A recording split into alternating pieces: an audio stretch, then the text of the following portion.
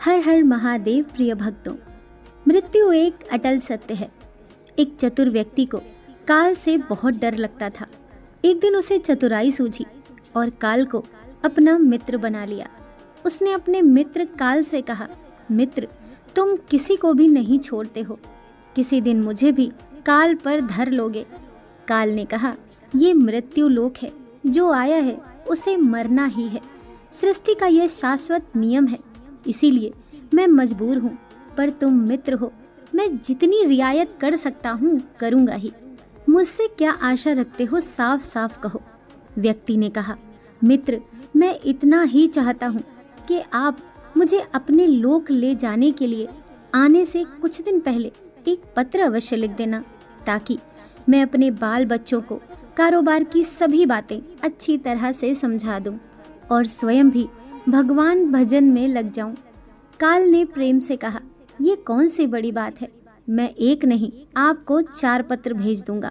चिंता मत करो, चारों पत्रों के बीच समय भी अच्छा खासा दूंगा, ताकि तुम सचेत होकर काम निपटा लो। मनुष्य बड़ा प्रसन्न हुआ, सोचने लगा कि आज से मेरे मन से काल का भय भी निकल गया। मैं जाने से पूर्व अपने सभी कार्य पूर्ण करके जाऊंगा, तो देवता भी मेरा स्वागत करेंगे। दिन बीतते गए, आखिर मृत्यु की घड़ी आ पहुंची।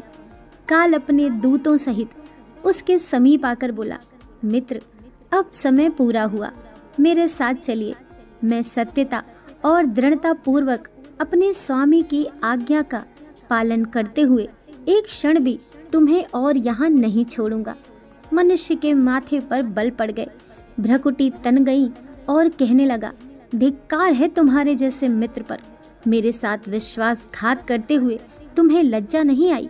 तुमने मुझे वचन दिया था कि लेने आने से पहले पत्र लिखोगे।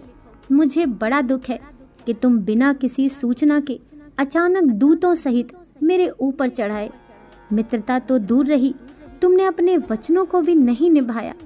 काल हंसा और बोला, मित्र, इतना झूठ तो ना बोलो।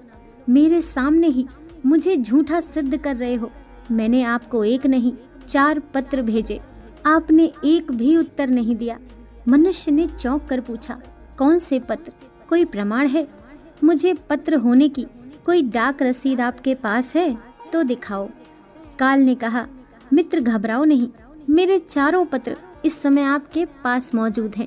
मेरा पहला पत्र आपके सिर पर चढ़कर बोला, आपके काले सुंदर बालों को पकड़कर उन्हें सफेद कर दिया और ये भी कहा कि सावधान हो जाओ, जो करना है कर डालो। नाम, बड़ाई और धन संग्रह के झंझटों को छोड़कर भजन में लग जाओ। पर मेरे पत्र का आपके ऊपर जरा भी असर नहीं हुआ। बनावटी रंग लगाकर अपने बालों को फिर से काला कर लिया और पुनः जवान बनने के सपनों में खो गए। आज तक मेरे श्वेत अक्षर आपके सिर पर लिखे हुए हैं। कुछ दिन बाद मैंने दूसरा पत्र आपके नेत्रों को भेजा। आंखों की ज्योति मंद होने लगी, फिर भी आंखों पर मोटे शीशे चढ़ाकर आप जगत को देखने का प्रयत्न करने लगे। 2 मिनट भी संसार की ओर से आंखें बंद करके ज्योति स्वरूप प्रभु का ध्यान मन में नहीं किया। इतने पर भी सावधान नहीं हुए तो मुझे आपकी दीन दशा पर बहुत तरस आया और मित्रता के नाते मैंने तीसरा पत्र भी भेजा। इस पत्र ने आपके दांतों को छुआ, हिलाया और तोड़ दिया। आपने इस पत्र का भी जवाब न दिया, बल्कि नकली दांत लगवाए और जबरदस्ती संसार के भौतिक पदार्थ का स्वाद लेने लगे। मुझे बहुत दुख हुआ कि मैं सदा इसके भले की सोचता हूँ और ये हर बार एक नया बनावटी रास्ता बनाने को तैयार रहता है। अपने अंतिम पत्र के रूप में मैंने रोग, क्लेश तथा पीड़ाओं को भेजा, परंतु अपने अहंकारवश सब अनसुना कर दिया। जब मनुष्य ने काल के भेजे हुए पत्रों को समझा तो फूट फूट कर रोने लगा और अपनी विपरीत कर्मों पर पश्चाताप करने लगा। उसने स्वीकार किया कि मैंने गलतफहमी में चेतावनी भरे इन पत्रों को नहीं पढ़ा। मैं सदा यही सोचता रहा कि कल से भगवान का भजन करूंगा, अपनी कमाई अच्छे शुभ कार्यों में लगाऊंगा, पर वह कल नहीं आया। काल ने कहा, आज तक तुमने जो कुछ भी किया, राग, रंग, स्वार्थ और भोगों के लिए किया। जानबूझकर ऐश्वर्य नियमों को तोड़कर जो काम करता है वह अक्षयमय है। मनुष्य को जब अपनी बातों से काम बनता नजर नहीं आया तो उसने काल को करोड़ों की संपत्ति का लोभ दिखाया। काल ने हंसकर कहा, मित्र, ये मेरे लिए धूल से अधिक कुछ भी नहीं है। धन, दौलत, शोहरत, सत्ता, ये सब लोग संसारी लोगों को वश में कर सकता है, मुझे नहीं। मनुष्य ने पूछा कि कोई ऐसी वस्तु नहीं जो तुम्हें भी प्रिय हो, जिससे तुम्हें लुभाया जा सके? ऐसा कैसे हो सकता है? काल ने उत्तर दिया, यदि तुम मुझे लुभाना ही चाहते थे तो सच्चाई और शुभ कर्मों का धन संग्रह करते। ये ऐसा धन है जिसके आगे मैं विवश हो सकता था, अपने निर्णय पर पुनर्विचार को बाध्य हो सकता था। पर तुम्हारे पास तो ये धन धेले भर का भी नहीं है। तुम्हारे ये सारे रुपए, पैसे, जमीन जायदाद, तिजोरी में जमा धन संपत्ति सब यहीं छूट जाएगा। मेरे साथ तुम भी उसी प्रकार निर्वस्त्र जाओगे जैसे कोई भिखारी की आत्मा जाती है। काल ने जब मनुष्य की एक भी बात नहीं सुनी तो वो हाय हाय करके रोने लगा।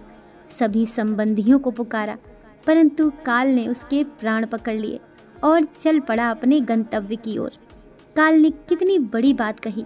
एक ही सत्य है जो अटल है, वो है कि हम एक दिन मरेंगे जरूर। हम जीवन में कितनी दौलत जमा करेंगे, कितनी शोहरत पाएंगे, कैसी संतान होगी, ये सब अनिश्चित होता है, समय के गर्भ में छुपा होता है। परंतु हम मरेंगे एक दिन। बस यही एक ही बात जन्म के साथ ही तय हो जाती है। ध्रुव सत्य है, मृत्यु काल कभी भी दस्तक दे सकता है। प्रतिदिन उसकी तैयारी करनी होगी। समय के साथ उम्र की निशानियों को देखकर तो कम से कम हमें प्रभु की याद में रहने का अभ्यास करना चाहिए। और अभी तो कलयुग का अंतिम समय है। इसमें तो हर एक को, चाहे छोटा हो या बड़ा, सबको प्रभु की याद में रहकर ही काम करने हैं। दोस्तों, वीडियो पसंद आई हो तो लाइक कीजिए, चैनल को सब्सक्राइब कीजिए। मिलते हैं नेक्स्ट वीडियो के साथ। हर हर महादेव।